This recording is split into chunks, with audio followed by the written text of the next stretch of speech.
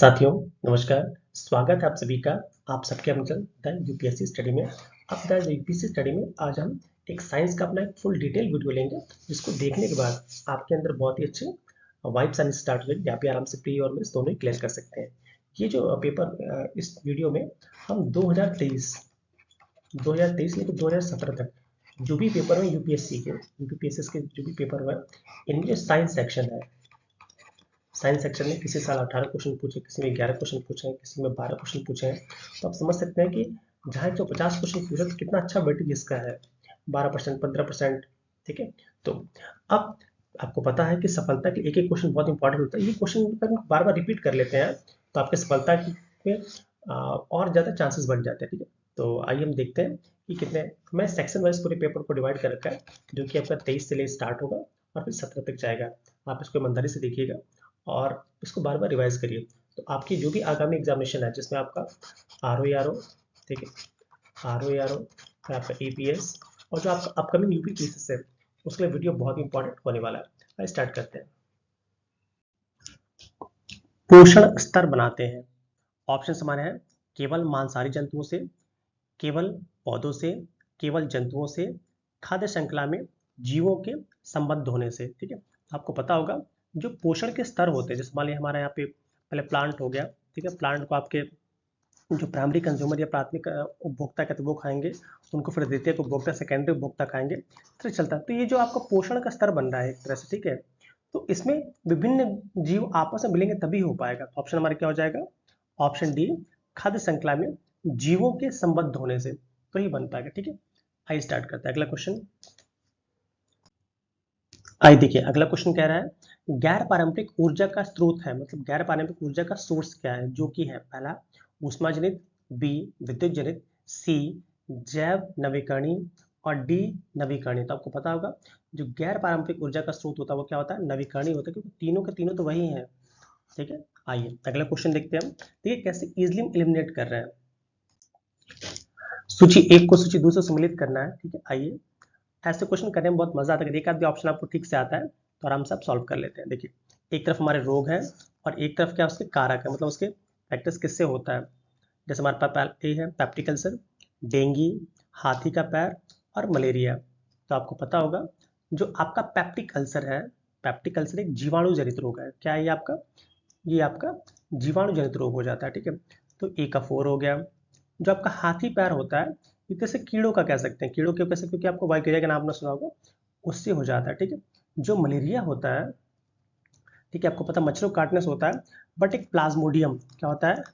Plasmodium के through होता है, जो कि प्रोटोजोआ है। तो डी का हमारा क्या हो जाएगा? 2। और बच्चा हमारा क्या? डेंगू, जो कि हमारा वायरल हो जाएगा। अब इसके अकॉर्डिंग मिला लीजिए, पहले डी का 2 मिलाते हैं तो ऑप्शन हमारा क्या हो जाएगा? ऑप्शन सी सही हो जाएगा। ठीक है, मतलब अगर एक भी आता है उसके अकॉर्डिंग हम एलिमिनेट कर सकते हैं। आइए अगला क्वेश्चन देखते हैं।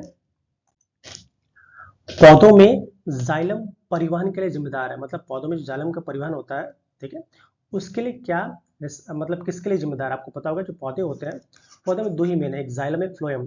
तो जाइलम जो होता है वो नीचे से जल और खनिज लवण को ऊपर ले जाता है, और जो फ्लोएम होता है वो जो न्यूट्रिएंट्स होते हैं जो बनते हैं भोजन को ऊपर से नीचे लाता है। तो हमसे पूछा गया जाइलम परिवहन के लिए, तो किसके लिए हो जाएगा हमारा? जल के लिए और खनिज लवण दोनों के लिए। ठीक है, आइए अगला क्वेश्चन देखते हैं। अग्न्याशय के लैंगरहैंस के आइलैंड्स के बीटा सेल द्वारा निम्नलिखित में से कौन सा हार्मोन स्रावित होता है? आपको पता होगा ऑप्शन ए हमारे पास है एड्रेनलिन, बी ग्लूकागॉन, सी इंसुलिन और डी एल्डोस्टेरोन। तो इसका सही ऑप्शन हमारा रहेगा सी। आपको पता होगा जब इंसुलिन की कमी हो जाती है बॉडी में, ठीक है, तो आपको डायबिटीज हो जाता है, डायबिटिक मेलेटस हो जाता है, और जब भी इसकी इंसुलिन की अधिकता हो जाती है तो उसको बोलते हैं हाइपोग्लाइसीमिया। क्या बोलते हैं हम? हाइपोग्लाइसीमिया। आइए अगला क्वेश्चन देखते हैं हम। जलीय पौधा जिसे प्रायः जल प्लावित धान के खेतों में जैव उर्वरक के रूप में प्रयोग किया जाता है। ऑप्शन हमारे पास है वोल्फिया, बी एजोला, सी ट्रापा, डी लैमना। तो इसका सही आंसर हमारा हो जाएगा एजोला। एजोला एक ऐसा जलीय पौधा है जिसको धान के खेतों में एज उर्वरक की तरह प्रयोग किया जाता है। ठीक है, जो कि एक फर्न है। क्या है? एक फर्न है। आइए अगला क्वेश्चन देखते हैं। रेगिस्तान में रहने वाले जानवरों को कहा जाता है। ऑप्शन ए है जरीकोल्स जानवर, ऑप्शन बी वृक्षवासी जानवर, ऑप्शन सी जीवाश्म जंतु, ऑप्शन डी स्थलीय जानवर। तो इसका सही आंसर हमारा हो जाएगा ऑप्शन ए ज़रीकोल्स जानवर। ठीक है, आइए अगला क्वेश्चन देखते हैं। मानव हृदय में मानव हृदय में कितने कक्ष, मतलब मानव हृदय कितने कक्षों का बना होता है? ऑप्शन ए केवल 4, ऑप्शन बी केवल 2, ऑप्शन सी केवल 1, ऑप्शन डी केवल 3। तो जो मानव हृदय होता है वो 4 कक्षों का बना होता है। ठीक है, ऊपर वाले को 2 को हम नीला कहते हैं, नीचे वाले को आलिंद कहते हैं। ठीक है, वेंट्रिकल बोलते हैं, मतलब 4 चैम्बर्ड हो जाता है। आइए अगला क्वेश्चन देखते हैं। निम्नलिखित में से क्या प्राकृतिक रेशम का घटक, मतलब किसमें मतलब प्राकृतिक रेशम किसमें इंपॉर्टेंटली मिलेगा? A potassium, B magnesium, C nitrogen और डी आपका फास्फोरस। तो इसका सही ऑप्शन हमारा जाएगा ऑप्शन सी नाइट्रोजन। जो भी प्राकृतिक रेशम होगा उसमें नाइट्रोजन बिल्कुल मिलना जरूरी है। ठीक है, आइए अगला क्वेश्चन देखते हैं। समुद्री शैवाल किसके महत्वपूर्ण स्रोत होते हैं या स्रोत हैं? Option A iodine, option B argon, option C bromine, option D chlorine. तो जो समुद्री शैवाल होते हैं वो मेनली स्रोत होते हैं आपके आयोडीन के। इसमें सबसे जो फेमस है वो लैमिनेरिया, याद रखिए लैमिनेरिया। जो लैमिनेरिया सवाल होता है वो आपका आयोडीन का बहुत ही अच्छा स्रोत होता है। आइए अगला क्वेश्चन देखते हैं। निम्नलिखित में से कौन सा पोषक तत्व नोबल गैस नहीं है, मतलब कौन सा इसमें नोबल गैस नहीं है?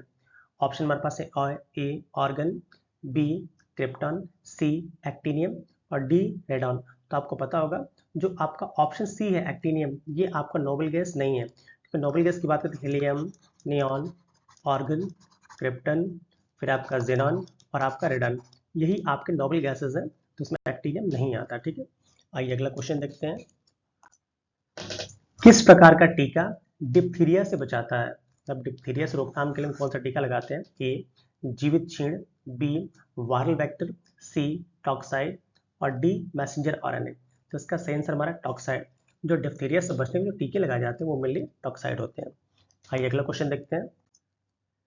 निम्नलिखित में से कौन सा एक कीट भक्षी पौधा है, मतलब जो कीड़ों को खाता है? Option A nyctanthes, option B nelumbo, option C nicotiana, option D घटपानी। तो आपको पता है जो घटपानी का पौधा होता है वही कीड़ों को खाता है। ठीक है, या इसको हम मांसाहारी पौधा भी कहते हैं। ठीक है, आइए अगला क्वेश्चन देखते हैं। निम्नलिखित में से किस गैस को हंसाने वाली गैस के रूप में जाना जाता है? Option A nitrous oxide, option B chloroform, option C carbon monoxide, option D ammonia. तो इसमें जो नाइट्रस ऑक्साइड है इसी को हम हंसाने वाली गैस के रूप में जानते हैं।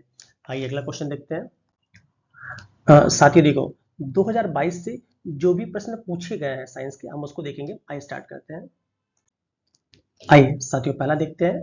सूची 1 को सूची 2 से सम्मिलित कीजिए तथा दिए गए सूचियों में कूट, मतलब इसके कूट में मिलाने हैं। एक तरफ हमारा आवासीय क्षेत्र वगैरह है और दूसरी तरफ हमारा उसमें कितनी डीबी कितने डेसिबल वहाँ की होनी चाहिए, आई मीन साउंड प्रोबेबिलिटी। ठीक है, तो ऑप्शन ए हमारा है आवासीय क्षेत्र, ऑप्शन बी शांत क्षेत्र, ऑप्शन डी। तो देखिए सबसे कम आपको पता शांत क्षेत्र वो होगा ना जहाँ पे सबसे कम हो, कम डेसिबल हो। तो सीधे ऑप्शन लगाइए बी का 3। ठीक है, सबसे कम। और जो औद्योगिक क्षेत्र होगा उसका सबसे अधिक होगा, तो सी का क्या लगा दीजिए सीधे आपका 70। अब इन दोनों से मिला लीजिए आप। बी का 3, बी का 3 देखिए कहाँ मिला, बी का 3। लग रहा है मुझे ऑप्शन लिखने में गलत हो गई है, कोई दिक्कत नहीं है, हम ऐसे देख लेते हैं। तो बी का आपका 25 हो जाएगा और सी का आपसे ए आई मीन 70 हो जाएगा। और जो आपका आवासीय क्षेत्र होगा, आवासीय क्षेत्र का देखिए उसके बाद जो सबसे कम होगा हमारा 50 हो जाएगा।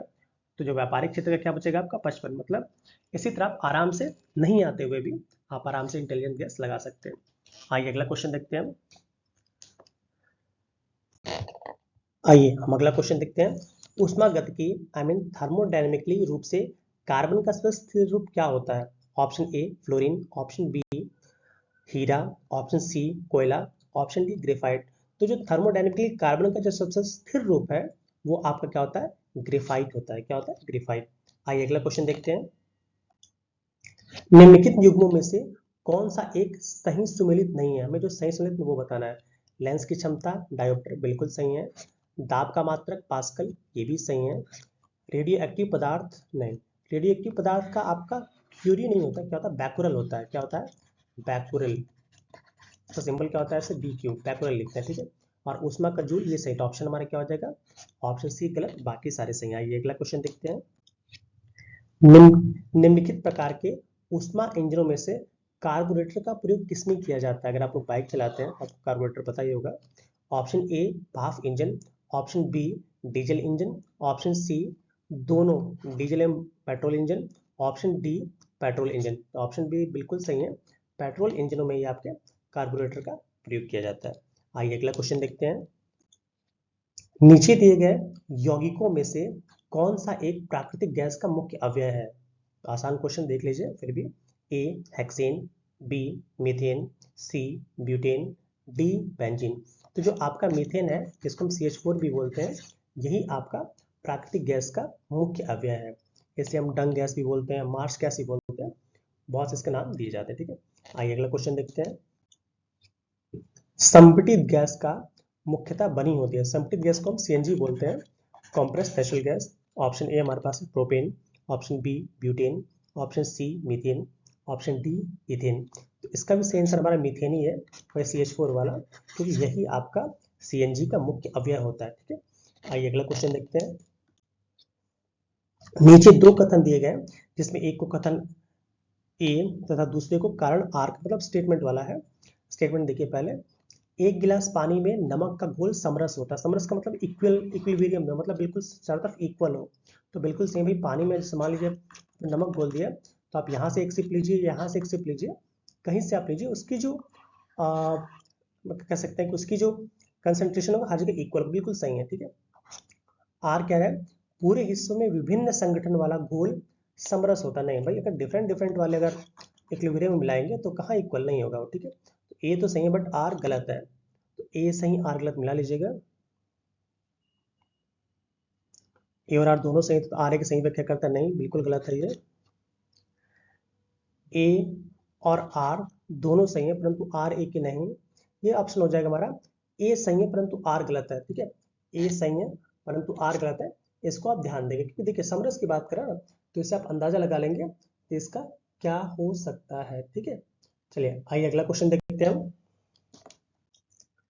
सल्फाटक निम्नलिखित में से किस प्रकार की औषधि है? ए पीड़ाहारी, बी प्रतिजीवाणुक, सी प्रतिरोधी, डी ज्वरनाशी। थोड़ा हिंदी है बट याद रखिएगा, जो आपका सल्फा ड्रग है ये क्या आपका है? प्रतिजीवाणुक या एंटीबायोटिक कह सकते हैं। क्या कह सकते हैं? एंटीबायोटिक एक आपकी मेडिसिन है। आइए अगला क्वेश्चन देखते हैं। निम्नलिखित में से कौन सा पदार्थ जैव निम्नीकरणीय है? ये ऑप्शन ऐसे क्वेश्चन बार बार आ रहा है। ऑप्शन ए प्लास्टिक के कप, ऑप्शन बी ऊन, ऑप्शन सी कांच की बोतल, ऑप्शन डी एल्यूमिनियम फॉइल। तो आप देख रहे हैं जो आपका ऊन होता है, ठीक है, ये आपका डिकम्पोज हो सकता है, बट ये तीनों चीजें क्या होती हैं? जल्दी डिकम्पोज नहीं होती हैं। तो तीनों चीज क्या इसमें जैव निम्नीकरण क्या है आपका है? Option B. आइए अगला क्वेश्चन देखते हैं। सूची एक को सूची दूसरे में मिलाना है। ठीक है, आइए एक तरफ रोग दिख रहा है, ठीक है, और एक तरफ क्या उनके कारक है? खट्टे नासर, ठीक है, गन्ने का सड़न रोग, आलू का कृष्णकांत रोग। तो आपको देखा बहुत बार क्वेश्चन पूछ रहा है, तो आलू में जो बिटॉट स्पॉट होता है, ठीक है, आलू में आई मीन जो कृष्णकांत रोग होता है, ये ऑक्सीजन की कमी से होता है। किससे होता है हमारा? ऑक्सीजन की कमी से। तो सी का क्या हो जाएगा?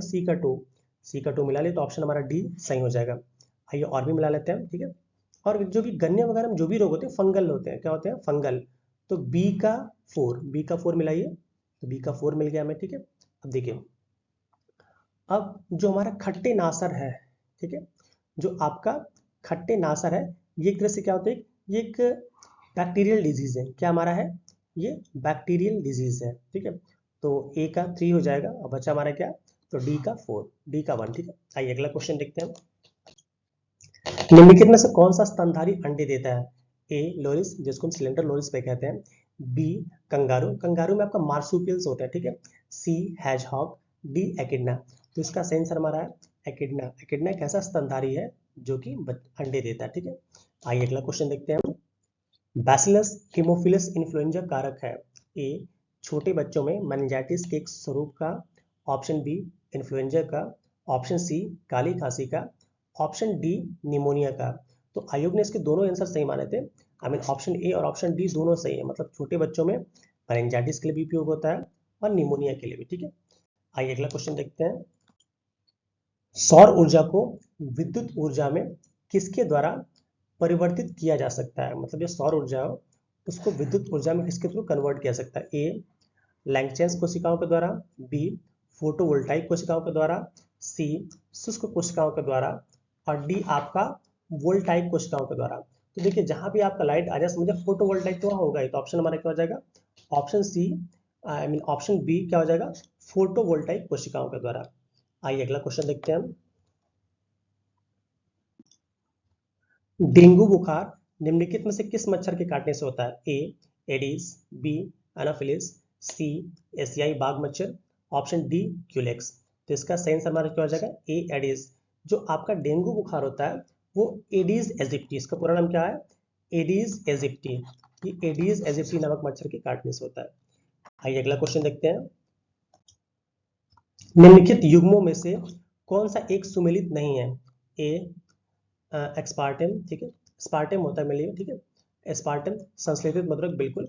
ये एक तरह से मतलब कह सकते हैं कि संश्लेषित मधुरक है, जो जो डायबिटीज के पेशेंट होते हैं उनको मीठा तो लगे बट एनर्जी ज़्यादा मिले, इसके लिए संश्लेषित मधुरक बिल्कुल सही है, ठीक है। रेयॉन रूपांतरित स्टार्च, नहीं, ये ऑप्शन हमारा थोड़ा डाउट वाला है।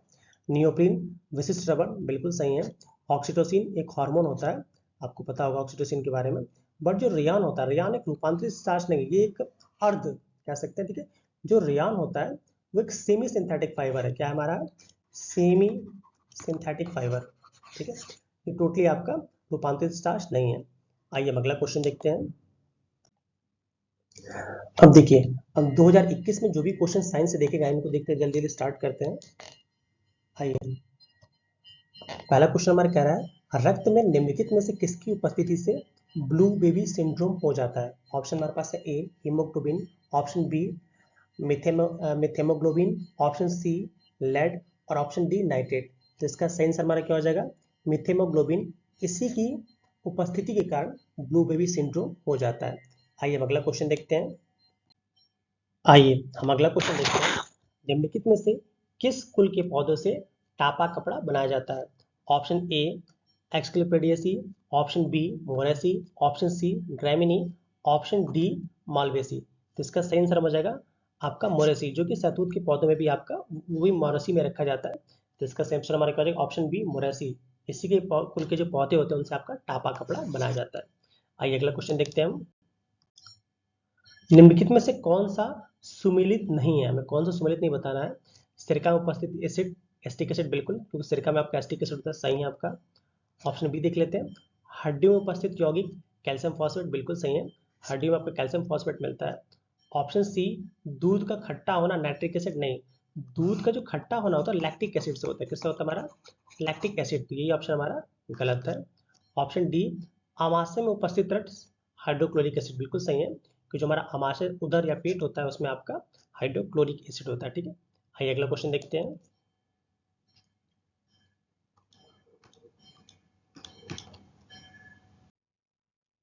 देखिए कह रहा है, खीरे को काटकर यदि नमक डाला जाता है तो निम्न में से किसके कारण पानी निकल जाता है। ऑप्शन ए सक्रिय परिवहन, ऑप्शन बी निष्क्रिय परिवहन, ऑप्शन सी परासरण, ऑप्शन डी प्रसार। तो इसका सही आंसर हो जाएगा परासरण, जिसको क्या कहते हैं, ऑस्मोसिस कहते हैं, ऑस्मोसिस। ऑस्मोसिस की हेल्प से ही जो पानी होता है वो आपका आई मीन उस खीरे की बॉडी से बाहर निकल जाता है। आइए अगला क्वेश्चन देखते हैं। देखिए बार बार रिपीट करने से ही आएगा आपको ये। निम्न में से कौन सा एलपीजी का मुख्य घटक या मुख्य अवयव है। A hexane, B pentane, C butane, D methane. तो जो एलपीजी का जो मुख्य घटक होता है आपका ब्यूटेन होता है, इसका सिंबल हमारा क्या हो जाएगा, C4H10, सॉरी सिंबल इसका ये फॉर्मूला कह सकते हैं C4H10, जो कि आपका ब्यूटेन का फॉर्मूला है, ठीक है। आइए अगला क्वेश्चन देखते हैं हम। नाइट्रोजन एक आवश्यक अवयव नहीं है, मतलब नाइट्रोजन निम्न में से किसका एक इंपॉर्टेंट कंपोनेंट नहीं है। ए क्लोरोफिल का, बिल्कुल चाहिए भाई, आरएनए में बिल्कुल चाहिए, डीएनए में भी चाहिए, बट कार्बोहाइड्रेट में कार्बोहाइड्रेट का एक आवश्यक अवयव नहीं है। तो हमारा ऑप्शन हमारा क्या, ऑप्शन डी आपका इसका सही आंसर हो जाएगा। आइए हम अगला क्वेश्चन देखते हैं। सामान्य दृष्टि के लिए निम्नलिखित में से कौन सा एक विटामिन आवश्यक है। Option A folic acid, option B riboflavin, option C niacin, option D retinol. तो इसका सही आंसर हमारा क्या हो जाएगा, रेटिनॉल, क्योंकि रेटिनॉल को हम क्या कहते हैं, विटामिन ए। जो आपका विटामिन ए है, विटामिन ए का जो साइंटिफिक नेम वो भी क्या होता है, हमारा रेटिनॉल होता है। तो ऑप्शन हमारा डी सही हो जाएगा। आइए हम अगला क्वेश्चन देखते हैं। निम्नलिखित में से कौन सा वायु प्रदूषक का सूचक है, ठीक है। Option A puff balls, option B सेवॉल, option D lichen, option D moss. तो इसका सही आंसर हमारा क्या हो जाएगा? Option D lichen. वैसे तो मास भी इसका सही आंसर हो जाता है, बट आयोग ने इसका सही आंसर क्या मारा है? लाइकेन, क्योंकि दोनों ही ऑप्शन सही होने चाहिए, बट आयोग ने चूंकि लाइकेन माना है तो हम भी लाइकेन की बात करेंगे। आइए हम अगला क्वेश्चन देखते हैं। राइबोफ्लेविन की कमी से निम्नलिखित में से कौन सा रोग हो जाता है? ए पेलाग्रा, बी स्कर्वी, सी बेरी, डी चेलियोसिस। तो इसको जो राइबोफ्लेविन होता है वो विटामिन B2 का सिंबल, विटामिन B2 का ये साइंटिफिक नेम है। इसकी कमी से हमारा चेलियोसिस हो जाता है, ठीक है। आइए हम अगला क्वेश्चन देखते हैं। निम्नलिखित में से कौन सा रोग मच्छर वाहित नहीं है? ठीक है, मतलब मच्छरों से नहीं फैलता, मच्छरों के। ए डेंगू ज्वर, बिल्कुल फैलता मच्छरों से ही, मतलब मच्छरों के थ्रू फैलाया जाता है। बी फाइलेरियासिस, बिल्कुल ये भी सही है। D malaria. तो देखिए तीनों के तीनों हैं जो ये मच्छरों के थ्रू ही फैलाए जाते हैं। बट जो निद्रा रोग है ये आपका सीसी फ्लाई मक्खी, क्या हमारा है इसका? सीसी फ्लाई मक्खी के थ्रू फैलाया जाता है। ऑप्शन हमारा सी क्या हो जाएगा? गलत हो जाएगा। आइए हम अगला क्वेश्चन देखते हैं। रक्त में शर्करा का सामान्यतः प्रदर्शित किया जाता है, मतलब किस फॉर्म में? ए एमएम ऑफ एच के रूप में, मतलब एच का मतलब पारा से है, मरकरी। मिलीग्राम प्रति डेसीलीटर के रूप में। ऑप्शन सी पार्ट्स पर मिलियन के रूप में। डी ग्राम प्रति डेसीलीटर के रूप में। तो ऑप्शन बी मिलियन प्रति डेसीलीटर के रूप में, ये ऑप्शन हमारा बी सही है, बाकी सारे क्या है? गलत है। आइए अगला क्वेश्चन देखते हैं। बॉटुलिज्म है, बॉटुलिज्म क्या एक डिजीज है? वो क्या है? भोज्य पदार्थों से होने वाला संक्रमण? बिल्कुल नहीं। भोज्य पदार्थ से होने वाला विषैलापन? बिल्कुल। जो भोज्य पदार्थों से जो टॉक्सिसिटी फैल जाती है उसको हम बॉटुलिज्म कहते हैं, ठीक है। तो ऑप्शन बी हमारा सही हो जाएगा, बाकी सारे तो छोड़ ही दीजिए, बाकी सारे गलत हैं। आइए हम अगला क्वेश्चन देखते हैं। निम्नलिखित में से किस कण पर शून्य आवेश होता है? ए पॉजिट्रॉन, बी न्यूट्रिनो, सी इलेक्ट्रॉन, डी अल्फा कण। तो न्यूट्रॉन से न्यूट्रोनो बना है, आपको पता है न्यूट्रॉन से आपका, न्यूट्रॉन पे क्या होता है आपका? जीरो आवेश होता है। तो इस तरह न्यूट्रिनो पे भी क्या होगा? न्यूट्रिनो पे भी क्या होगा आपका? जीरो आवेश होगा। आइए अगला क्वेश्चन देखते हैं। विद्युत विभव के संदर्भ में निम्नलिखित में से कौन सा या कौन से सही है? ए यह एक अदिश राशि है, बी यह एक सदिश राशि, मतलब कोई एक ही सही होगा भाई, या तो अदिश या सदिश होगा। तो जो विद्युत विभव होता है वो हमारा क्या है? अदिश राशि है। तो ऑप्शन हमारा ए सही हो जाएगा। आइए हम अगला क्वेश्चन देखते हैं। निम्नलिखित में से कांच का कौन सा प्रकार पराबैंगनी किरणों को काटता है? ठीक है, ए सोडा कांच, बी पायरेक्स कांच, सी जेना कांच और डी क्रुक्स कांच। तो इसका सही आंसर हमारा हो जाएगा क्रुक्स कांच। यही एक रीजन है कि जो भी धूप के चश्मे होते हैं उसमें आपका क्रुक्स कांच का प्रयोग किया जाता है, ताकि वो पराबैंगनी किरणों को वो काट सके, उनकी कम कर सके इंटेंसिटी को। आइए हम अगला क्वेश्चन देखते हैं। फेफड़ों में गैसीय विनिमय का स्थल क्या है? ठीक है, जो गैसेस एक्सचेंज होता है आपके लंग्स में, उसका प्लेस क्या है, उसकी साइड क्या है? ए ट्रैक्यूल्स, बी ब्रोंक्यूल्स, सी पल्मोनरी सिराए और डी एल्विलॉय। तो इसका सही आंसर हमारा हो जाएगा एल्विलॉय, क्योंकि जो एल्विलॉय है वही आपका गैसेस विनिमय का एक्सचेंज है। आइए हम अगला क्वेश्चन देखते हैं। रेडियोधर्मिता के संदर्भ में निम्नलिखित कथनों में से कौन सा या कौन से सही है? ए रेडियोधर्मिता एक नाभिकीय गुण है, बिल्कुल सही बात है, रेडियोधर्मिता एक नाभिकीय गुण है, क्योंकि वहीं से अल्फा बीटा गामा पार्टिकल्स का इमिशन होता है। बी नाभिकीय विखंडन के सिद्धांत पर हाइड्रोजन बम कार्य करता है? नहीं, बिल्कुल गलत है। जो हाइड्रोजन बम होता है वो नाभिकीय संलयन के फॉर्म में, किस पर डिपेंड करता है हमारा? ये नाभिकीय संलयन के थ्रू बनाया जाता है। तो केवल ऑप्शन ए सही है। आइए हम अगला क्वेश्चन देखते हैं।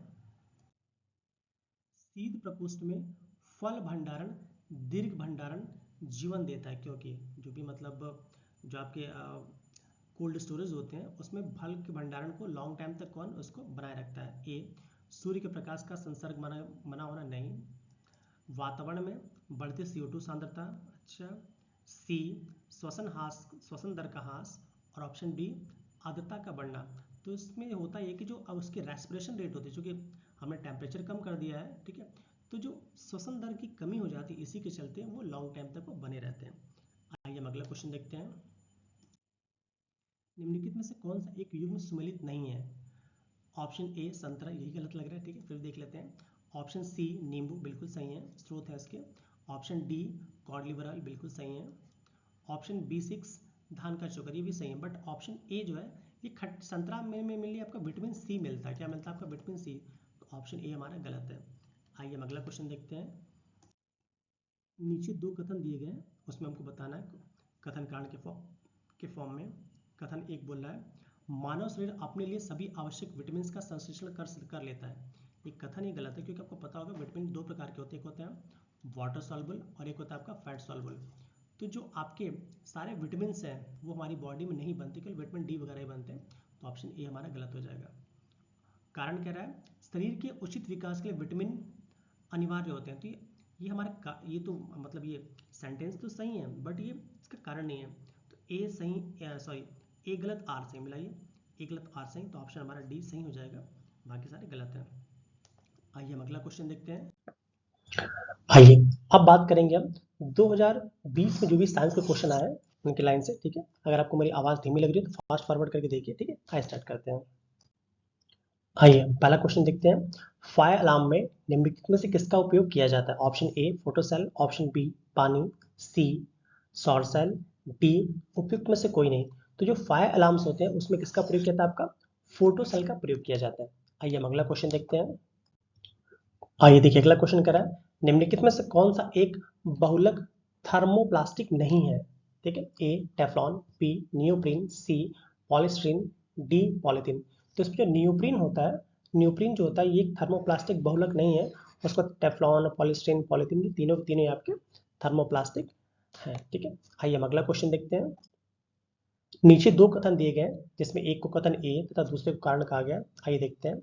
सुक्रोज की अपेक्षा प्रतीप शर्करा अधिक मधुर होती है, या प्रतीप शर्करा बोलते हैं इनवर्ट शुगर को बोलते हैं, इनवर्ट शुगर। इनवर्ट शुगर क्या कहते हैं हम? प्रतीप शुगर कहते हैं, बिल्कुल सही है कि जो प्रतीप जो इनवर्ट शुगर होता है वो सुक्रोज की अपेक्षा अधिक मीठी होती है, बिल्कुल सही है। कारण कह रहा है प्रतीप शर्करा को सुक्रोज के जल अपघटन से प्राप्त किया जाता है, ये भी सही है, ठीक है, दोनों ही सही है, बट इसके मीठे होने से कोई मतलब नहीं है। तो कह सकते हैं कि ए और आर दोनों सही हैं, परंतु ए आर की व्याख्या नहीं करता, ठीक है। ए और आर दोनों सही है, परंतु आर ए की व्याख्या नहीं करता, ठीक है। ऑप्शन बी सही हो जाएगा। आइए हम अगला क्वेश्चन देखते हैं। नीचे दो दिए गए हैं, मिलाना एक तरफ धातु एक तरफ गुणधर्म है। तो देखिए अगर एक भी आपको आता है कैसे एलिमिनेट करेंगे, जैसे सोडियम को पता है, सोडियम एटॉमिक नंबर 11 होता है और ये आसानी से काटा जा सकने वाला धातु है। तो ए का 4 मिला लीजिए, तो ऑप्शन सी हमारा सही हो जाएगा। फिर भी हम आगे मिला लेते हैं। जो पारा होता है वो कमरे के ताप पर क्या होता है? द्रव होता है। जो चांदी होता है विद्युत का अच्छा सुचालक होता है, और शीशा क्या होता है आपका? उष्मा का कुचालक होता है। आइए हम अगला क्वेश्चन देखते हैं। निम्नलिखित में से कौन सा बहुलक कृत्रिम पदार्थ नहीं है? Option A fibroin, B lexan, C neoprene, D Teflon. तो आप देख रहे हैं तीनों के तीनों जो पदार्थ हैं ये आपके कृत्रिम है, मतलब लैब में बनाए गए। बट जो फाइब्रोनोजिन या फाइब्रोइन है ये आपका एक नेचुरल सब्सटेंस है या एक नेचुरल पदार्थ है, ठीक है। आइए हम अगला क्वेश्चन देखते हैं। सूची को सूची दूसरे में मिलाना है, ठीक है। एक तरफ पदार्थ है, एक तरफ उनके उपयोग है, ठीक है। जैसे एक भी अगर आपको आ रहा है तो आराम से, जैसे जिंक फास्फाइड, आपको तो जिंक फास्फाइड होता है वो एक चूहे के, या जो कह सकते हैं कि जो भी कृतंकनाशी होते हैं, जो रोडेंसाइड्स होते हैं, रोडेंटिसाइड्स कहते हैं, उनके मारने का। एक तो आपका डी का 4 देख लीजिए, तो मतलब दोनों ऑप्शन तो आपको एलिमिनेट हो गया, मतलब इन दोनों में देखना है। उसका जो ईओसिन होता है, ईओसिन, ठीक है, ये आपका लाल स्याही में प्रयोग होता है, ईओसिन, ठीक है। जो सिल्वर आयोडाइड होता है वो कृत्रिम वर्षा के लिए प्रयोग होता है। तो सी का 1 मिला लीजिए, सी का 1 मतलब ऑप्शन हमारा सी सही हो जाएगा, ठीक है। आइए हम अगला क्वेश्चन देखते हैं। और जो नीला थोथा वो क्या हो जाएगा हमारा कवकनाशी, जिसको हम क्या कहते हैं? कॉपर सल्फेट कहते हैं। आइए अगला क्वेश्चन। सुपोषण, जिसको हम यूट्रिफिकेशन कहते हैं, के संबंध में कौन सा सही है? यह जल में घुलित ऑक्सीजन को कम करता है, बिल्कुल सही है। यह जल निकाय के पोषक तत्व संवर्धन की घटना है, ये बिल्कुल जब यूट्रिफिकेशन होता है तो जल में पोषक तत्व बढ़ जाते हैं। तो ऑप्शन ए और बी दोनों ही सही है, ठीक है। आइए हम अगला क्वेश्चन देखते हैं। निम्नलिखित में से किस पदार्थ में लौह विद्यमान है? A chlorophyll, B collagen, C carotene, D myoglobin. तो इसका सही आंसर हमारा है डी। जो मायोग्लोबिन होता है उसमें आपका लौह आयरन विद्यमान होता है, ठीक है। आइए अगला क्वेश्चन देखते हैं। समुदायों का पूर्णक्रम जो क्रमशः एक निश्चित स्थान हो जाएगा, निश्चित स्थान पर बदलाव है कहलाता है। ए पारिस्थितिक अनुक्रम, बी सीयर, सी समुदाय गतिकी, डी जैव भार का परिमाण, उसको हम सीयर कहते हैं, ठीक है। जो एक ही स्थान पे उनके जो समुदाय के जो पूर्णक्रम में चेंजेस आते हैं क्रमशः, ठीक है, उसको शियर कहते हैं। आइए अगला क्वेश्चन देखते हैं। मानव शरीर में प्रोटीन का पाचन निम्नलिखित में से किस अंग से प्रारंभ होता है? अगर केवल पाचन पूछता है तो हम कहते हैं मुख से, बट क्या बोला है? प्रोटीन का पाचन। तो जो प्रोटीन का पाचन होता है वो आपके आमाशय से स्टार्ट होता है, वो भी पहले दूध का पाचन जिसको हम रेनिन कहते हैं उससे स्टार्ट होता है। आइए हम अगला क्वेश्चन देखते हैं। मानव शरीर में पॉलिश किए हुए चावल के उपयोग से निम्नलिखित में से कौन सा रोग हो जाता है? ए सूखा रोग, नहीं, विटामिन डी की कमी से होता है। बी ये आपका साइनोकोबालामिन की कमी से होता है। फॉलिक एसिड कमी से होती है, ये भी नहीं हो जाएगा। डी घेंगा, ये आयोडीन कमी से होता है। तो बच्चा हमारा क्या? D beriberi. जो बेरी बेरी है ये आपका पॉलिश किए हुए चावल की कमी से हो जाता है, जिसको थायमिन थायमिन की कमी से कह सकते हैं, ठीक है। आइए हम अगला क्वेश्चन देखते हैं। निम्नलिखित में से कौन सा विटामिन मनुष्य में रक्त के जमने के लिए जिम्मेदार है? Option A vitamin K, option B vitamin E, option C vitamin A, option D vitamin C. जो विटामिन के होता है यही बॉडी में जो रक्त के जमने के लिए जो इंपॉर्टेंट विटामिन आपका विटामिन के हो जाएगा। आइए अगला क्वेश्चन देखते हैं। मानव मस्तिष्क के बारे में निम्नलिखित कथनों पर विचार करें। ए मस्तिष्क हृदय गति को नियंत्रित करने के लिए उत्तरदायी है, बिल्कुल सही है। जैसे डर जाते हैं तो आपकी कुछ ऐसे संवेदना भेज जाती है, ऐसे मैसेज भेज जाते हैं कि आपकी हार्ट बीट बढ़ जाती है, घट जाती है, ठीक है। यह शरीर के संतुलन के उत्तरदायी है, बिल्कुल दोनों ही सही है आपके, ठीक है, 1 और 2 दोनों सही है। आइए अगला क्वेश्चन देखते हैं। निम्नलिखित में से कौन सा पदार्थ वृक्ष से प्राप्त किया जाता है? ए हींग, बी शिलाजीत, सी सुहागा, डी उपयुक्त में से कोई नहीं। तो आपको पता होगा जो हींग है ये आपका वृक्ष से प्राप्त किया जाता है, जो कि करंट में था उस समय, ये हींग के कुछ पौधे लाए गए थे, शायद अफगानिस्तान वगैरह से, इसलिए न्यूज में था, ठीक है। आइए हम अगला क्वेश्चन देखते हैं।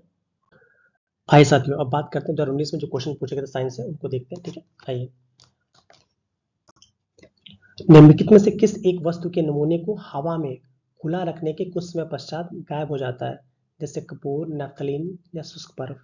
इस घटना को हम ऊर्ध्वपातन और इंग्लिश में सब्लिमेशन क्या कहते हैं हम? सब्लिमेशन। सब्लिमेशन का मतलब होता है कोई भी सॉलिड सब्सटेंस लिक्विड में ना चेंज होकर सीधे डायरेक्ट आपका गैस में चेंज हो जाए, उसको हम क्या कहते हैं? सब्लिमेशन कहते हैं। हिंदी में क्या कहते हैं? ऊर्ध्वपातन, ठीक है। जैसे कपूर हो गया, नैफ्थलीन हो गया, इन सब में ऐसा चलता है, ठीक है। आइए हम अगला क्वेश्चन देखते हैं। प्रकाश ऊर्जा का ऑप्टिकल फाइबर में संचरण निम्नांकित घटना के अनुप्रयोग द्वारा किया जाता है। बहुत बार न्यूज में था ये ऑप्टिकल फाइबर, ठीक है। तो जो ऑप्शन हमारे पास ए पूर्ण आंतरिक परावर्तन, ऑप्शन बी विवर्तन, ऑप्शन सी प्रकीर्णन, ऑप्शन डी अपवर्तन। तो इसका सही आंसर हमारा हो जाएगा ऑप्शन ए पूर्ण आंतरिक परावर्तन, ठीक है। जो पूर्ण आंतरिक परावर्तन के चलते आपका ऑप्टिकल फाइबर उसी पे आपका डिपेंडेंट होता है। आइए अगला क्वेश्चन देखते हैं। श्याम विवर होता है ऑप्शन ए हवाई जहाज की उड़ान का अभिलेखक, ऑप्शन बी सूर्य का एक धब्बा, ऑप्शन सी अंटार्कटिका की एक जगह, ऑप्शन डी सिमट गया तारा। जो ब्लैक होल होता है जिसको हम श्याम विवर कहते हैं, ठीक है, ये आपका एक सिमटा हुआ तारा कहा जाता है। आइए हम अगला क्वेश्चन देखिए, जब भी किसी साबुन के बुलबुले को आवेशित आप करेंगे तो निम्न में से क्या घटित होगा? ए त्रिज्या बढ़ जाएगी, बी त्रिज्या घट जाएगी, सी बुलबुले का लोप हो जाएगा, उपयुक्त में से कोई नहीं। तो जब भी आप जैसे कोई बुलबुला बनता है उसको अगर आप चार्ज देते हैं तो उस कंडीशन में होता है उसकी जो त्रिज्या होती है वो बढ़ जाती है, क्या करेगी? इंक्रीज कर जाएगी। आइए हम अगला क्वेश्चन देखते हैं। थर्मस फ्लास्क में लंबे समय तक तरल गर्म या ठंडा रहता है, मतलब कोई भी सब्सटेंस, क्योंकि ऊष्मा की कोई हानि या प्राप्ति नहीं होती। जैसे मान लो थर्मस फ्लास्क है, ठीक है, तो उसमें कोई भी सब्सटेंस लॉन्ग टाइम तक गर्म या ठंडा क्यों रहता है? क्योंकि भाई चालन भी नहीं होता है, संवहन विकिरण कुछ नहीं होता है। तो ए और बी दोनों, तो ऑप्शन सी ए और बी दोनों ही सही है, ठीक है। आइए हम अगला क्वेश्चन देखते हैं। निम्नलिखित में से किस पदार्थ में कैल्शियम विद्यमान है? ऑप्शन ए चीनी मिट्टी, option B gypsum, option C corundum, option D talc. तो इसमें जो ऑप्शन बी है जिप्सम, जिप्सम का फॉर्मूला क्या होता है? CaSO4.2H2O। तो इसमें कैल्शियम तो आ गया ना, तो कैल्शियम किसमें मिलता है? आपके जिप्सम में मिलता है। आइए हम अगला क्वेश्चन देखते हैं। निम्नलिखित में से कौन सा सही सुमेलित नहीं है? हमें जो सही सुमेलित नहीं उसको मैं बताना है, ध्यान से देखिएगा। सिल्वर ब्रोमाइड, कृत्रिम प्रकाश संश्लेषण, यही पहला ही डाउट वाला लग रहा है, ठीक है। बी सिल्वर आयोडाइड कृत्रिम वर्षा, बिल्कुल सही है। लिथियम बाइकार्बोनेट गठिया के उपचार में बिल्कुल यूज होता है।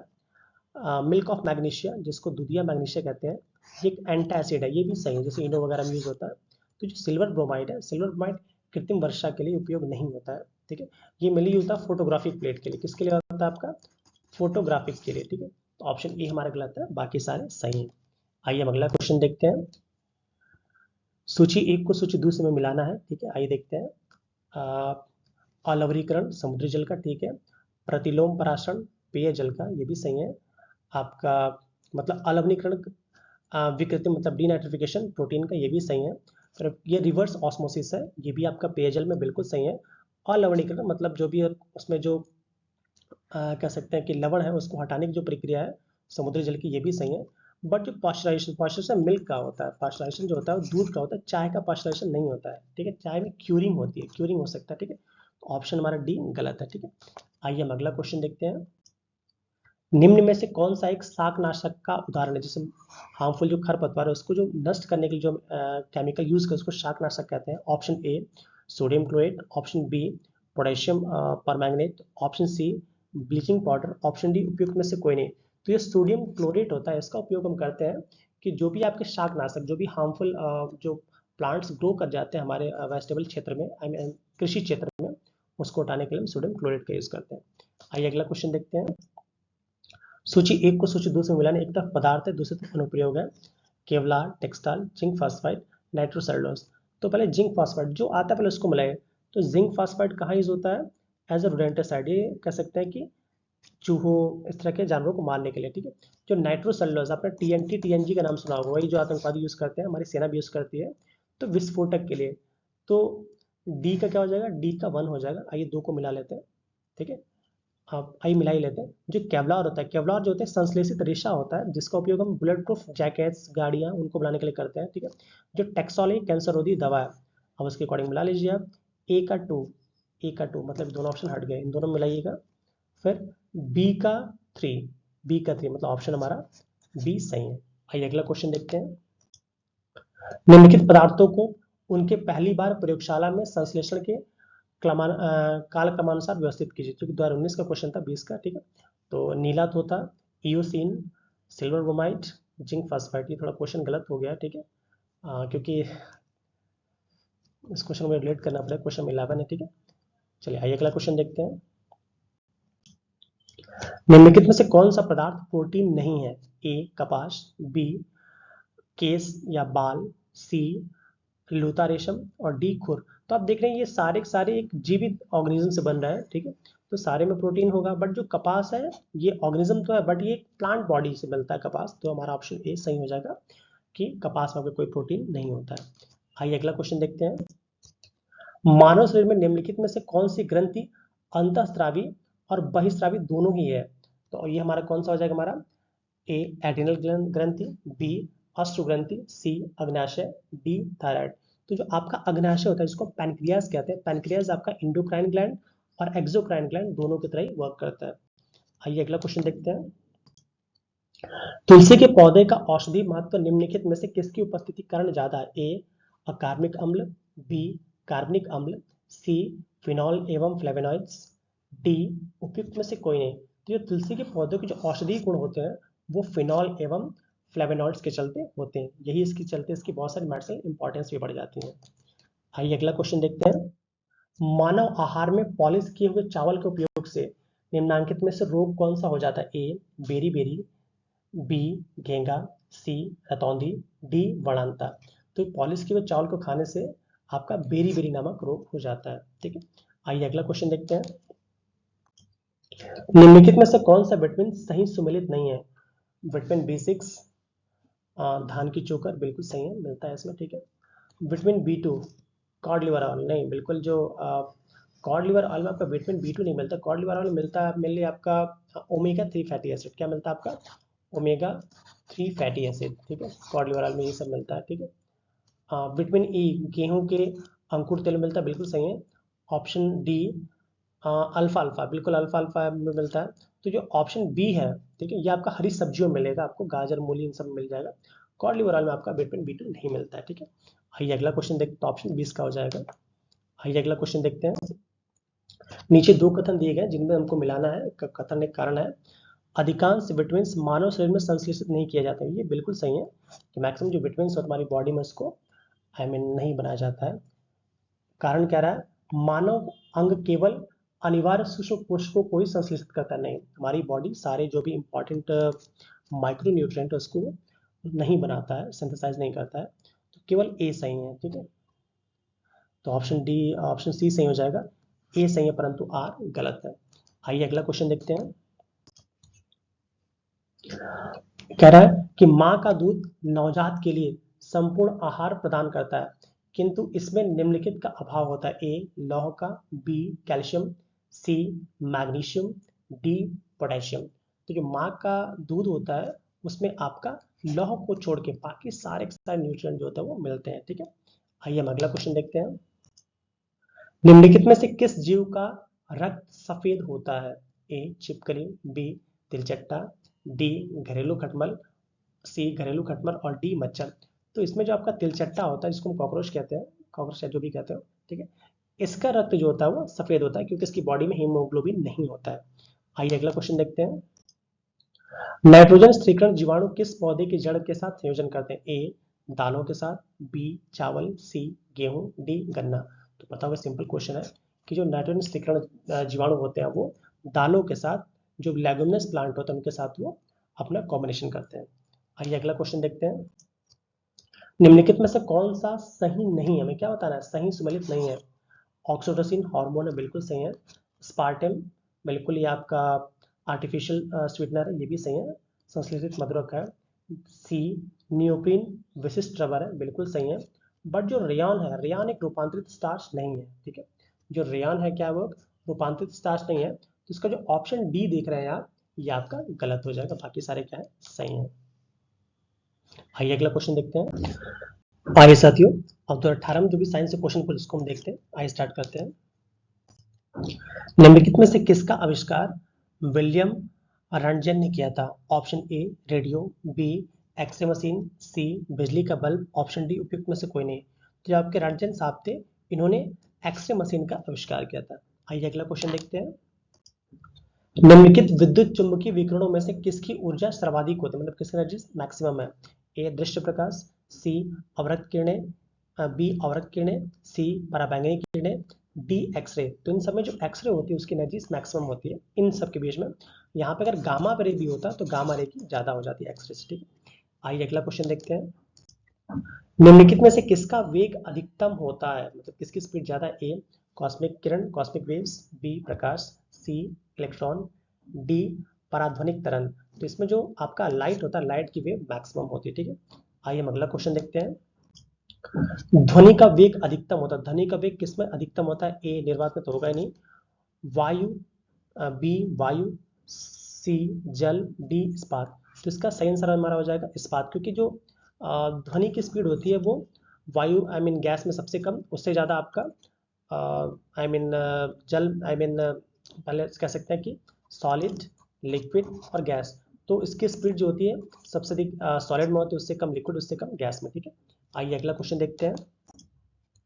आइंस्टीन को निम्न में से किस सिद्धांत के लिए नोबेल पुरस्कार दिया गया था? ए सापेक्षता के सिद्धांत के लिए, बी प्रकाश विद्युत के सिद्धांत के लिए, सी विशिष्ट ऊर्जा के सिद्धांत के लिए, डी ब्राउनियन गति के लिए।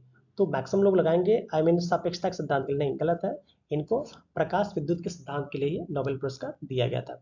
आइए अगला क्वेश्चन देखते हैं कि निम्नलिखित तत्वों में से कौन अर्धचालक है? इन तत्वों में से कौन सा अर्धचालक? ए एल्यूमिनियम, बी सिलिकॉन, सी चांदी, डी सीसा। तो इसमें जो सिलिकॉन, इसका सिंबल ऐसा ही होता है। ठीक है, यही आपका अर्धचालक है, बाकी सारे क्या है चालक और कुचालक है। ठीक है, आइए अगला क्वेश्चन देखते हैं कि ग्राफीन होता है, ग्राफीन क्या है? ए कार्बन की मिश्र धातु, बी कार्बन का नैनो प्रतिरूप, सी कार्बन का समस्थानिक, डी निम्न में से कोई नहीं। जो ग्राफीन होता है वो कार्बन का नैनो प्रतिरूप है। ठीक है, आइए अगला क्वेश्चन देखते हैं। डीएनए की द्विकुंडलित संरचना किसके द्वारा की गई थी? ए जैकब एवं मोनोड, बी वाटसन एवं क्रिक, सी हरगोविंद खुराना, डी निम्न में से कोई नहीं। तो इसका सही आंसर हमारा जाएगा वाटसन और क्रिक, इन्हीं के थ्रू जो डबल हेलिकल मॉडल है डीएनए का दिया गया था। आइए अगला क्वेश्चन देखते हैं। निम्न में से कौन सा विटामिन सी का सबसे अच्छा स्रोत है? ए संतरा, बी सेब, सी गाजर, डी आंवला। तो ये विटामिन सी का सबसे बेस्ट सोर्स हमारा क्या होता है? आंवला होता है। आइए अगला क्वेश्चन देखते हैं। आइए साथियों, अब 2017 में जो भी साइंस से क्वेश्चन पूछे गए थे उनको हम देखते हैं स्टार्टिंग। ठीक है, आइए स्टार्ट करते हैं। आइए देखिए, पहला क्वेश्चन कह रहा है एक सुरंग में 100 वाट क्षमता वाले 5 बल्ब लगातार 20 घंटे तक जलाए जाते हैं तो संपूर्ण विद्युत खर्च होगी। देखिए, अब तो ऐसे क्वेश्चन नहीं आता, फिर भी हमें आना तो चाहिए। ठीक है, देखिए कुछ नहीं करना है हमें। 100 वाट का बल्ब है, कितने बल्ब है आपके? 5 बल्ब है, और कितनी देर तक जलाया जाए? हमारे 20 घंटे तक जलाए जा रहे हैं। और आपको पता होगा एक यूनिट जो होती है वो आपके 1 किलोवाट आर के इक्वल होती है। किसके? 1 किलोवाट आर के। और 1 किलोवाट में कितना हमारा वाट होता है? आपका 1000 वाट होता है। तो सीधे 1000 से क्या करिए, डिवाइड करिए। जीरो जीरो कैंसिल, ये जीरो से ये जीरो कैंसिल, ये जीरो से आपका ये जीरो कैंसिल, बचा क्या हमारा? 5 मतलब 10 यूनिट इलेक्ट्रिसिटी खर्च होगी। ठीक है, ऑप्शन हमारा सी सही हो जाएगा। आइए अगला क्वेश्चन देखते हैं। यदि 100 ग्राम चीनी को आधा लीटर पानी में मिलाकर एक असंतृप्त चीनी का घोल तैयार किया जाए तो निम्न में से कौन सी भौतिक राशि नहीं बदलेगी? द्रव्यमान, ऑप्शन बी घनत्व, सी सांद्रता। तो आपको पता होगा, कहते हैं ना, बहुत बार बोला जाता है कि भाई चीनी का एक गिलास पानी है, इसमें नमक या चीनी डाल दिया, कितना बढ़ेगा? तो आयतन नहीं बढ़ता। अगर पूर्णतः वो घुल जा रहा है तो आयतन नहीं बढ़ता। तो ऑप्शन हमारा क्या हो जाएगा? ऑप्शन डी सही हो जाएगा। ठीक है, द्रव्यमान में भी चेंज नहीं आएगा, दोनों ऑप्शन सही हो सकते हैं, बट ऑप्शन ज्यादा सही आपका ऑप्शन डी आयतन होगा। बट आयोग ने इसका आंसर ए माना था। ठीक है, चलिए आइए अगला क्वेश्चन देखते हैं। मोबाइल चार्जर होता है, क्या होता है आपका? एक इन्वर्टर, बी एक यूपीएस, ठीक है, सी एक उच्चाई ट्रांसफार्मर, डी एक अपचाई ट्रांसफार्मर। तो जो आपका मोबाइल चार्जर होता है ये एक स्टेप डाउन, इसको अपचाई को हम स्टेप डाउन कहते हैं, ये एक स्टेप डाउन ट्रांसफार्मर होता है। ठीक है, आइए अगला क्वेश्चन देखते हैं कि एक कटा हुआ हीरा जगमगाता है बहुत तेजी के साथ। क्वेश्चन बहुत बार रिपीट हुआ। ए कुछ स्वाभाविक गुण के कारण, बी पूर्ण आंतरिक परावर्तन के कारण, सी इसकी आणविक संरचना के कारण, डी प्रकाश के अवशोषण के कारण। तो इसका सही आंसर हमारा हो जाएगा पूर्ण आंतरिक परावर्तन के कारण। जो सब बहुत ज्यादा जगमगाता है हीरा, वो पूर्ण आंतरिक परावर्तन के कारण होता है, क्योंकि एक बार अगर लाइट उसमें इंटर कर जाती है तो बाहर नहीं निकल पाती, सरफेस से बार बार ऐसे टकरा टकरा के निकलती है, इसलिए उसको पूर्ण आंतरिक परावर्तन कहते हैं। आइए अगला क्वेश्चन देखते हैं कि टेलीविजन दर्शक डिश एंटीना प्रयुक्त करते हुए बरसात में उपग्रह सिग्नल नहीं प्राप्त करते हैं, क्यों? क्योंकि एंटीना छोटे, तो बिल्कुल एंटीना छोटे ही होते हैं। बी वर्षा की बूंद रेडियो तरंगों की ऊर्जा अवशोषित करती है, ये भी सही है। 3 वर्षा की बूंदें रेडियो की ऊर्जा की मूल दिशा में विस्तृत करते हैं, बिल्कुल भाई, ऑब्वियसली बात है, चेंज कर देगा उसका डायरेक्शन। तो 1 2 3 तीनों ही सही है, तो ऑप्शन नंबर 1 2 3 1 2 3 ऑप्शन डी हमारा सही हो जाएगा। आइए अगला क्वेश्चन देखते हैं कि निम्नलिखित में से किस पदार्थ, मतलब कौन सा पदार्थ प्राकृतिक बहुलक है? ए बैकलाइट, सी बी रेशम, सी केवलर, डी लेक्सॉन। तो आपको पता है रेशम जो होता है वो आपका प्राकृतिक और कह सकते हैं कि कृत्रिम दोनों होता है, बट जो प्राकृतिक बहुलक रेशम होता है, आपको पता होगा रेशम शहतूत के कीड़ों से बनता है। ठीक है, तो ऑप्शन बी हमारा सही हो जाएगा, बाकी सारे गलत है। आइए अगला क्वेश्चन देखते हैं कि यूरिया है, यूरिया क्या है? एक नाइट्रोजन युक्त कार्बनिक यौगिक है, बी नाइट्रोजन युक्त अकार्बनिक यौगिक है, सी एक पादप हार्मोन है, डी एक ऊर्जा शोषी पदार्थ है। तो जो यूरिया होता है ये एक नाइट्रोजन युक्त कार्बनिक पदार्थ, इसका सिंबल क्या होता है? NH2 CO NH2। और अगर पूछा जाए कभी कौन सा पदार्थ लैब में, लैब में केमिस्ट्री लैब में सबसे पहले बना था, तो वो यूरिया ही बना था। ठीक है, और इसको किसने बनाया था? वूलर में, वूलर, वूलर नामक एक वैज्ञानिक थे, उन्होंने सबसे पहले इसको बनाया था। आइए अगला क्वेश्चन देखते हैं। एलपीजी सिलेंडर्स के रिसाव से उत्पन्न दुर्गंध क्यों होती है? एलपीजी सिलेंडर्स में देखते बदबू आती है, वो क्यों होती है? Option A methane, B propane, C butane, D ethyl mercaptan. तो जो ये इथाइल मरकैप्टेन के चलते उसमें जो सल्फर कंपाउंड होते हैं उसी के चलते से बदबू आती है। और एलपीजी में इसलिए मिलाया जाता है क्योंकि इन तीनों जो मेनली सब ब्यूटेन और मेथेन होते हैं, प्रोपेन भी होता है थोड़े अमाउंट में, तो इनकी कोई स्मेल स्पेसिफिक नहीं होती है। तो अगर मान लो रिसाव हो तो पता ना लग पाएगा कि भाई रिसाव हो रहा है कि नहीं हो रहा है, इसलिए इसमें मिथिल इथाइल मरकैप्टेन मिलाया जाता है ताकि जैसे ही हल्का सा लीक हो इसकी बदबू से पहचान जाए। आइए अगला क्वेश्चन देखते हैं। निम्न में से किस जंतु में खुर नहीं पाए जाते हैं? ऑप्शन ए हिरन, बी गीदड़, सी जेब्रा, डी घोड़ा।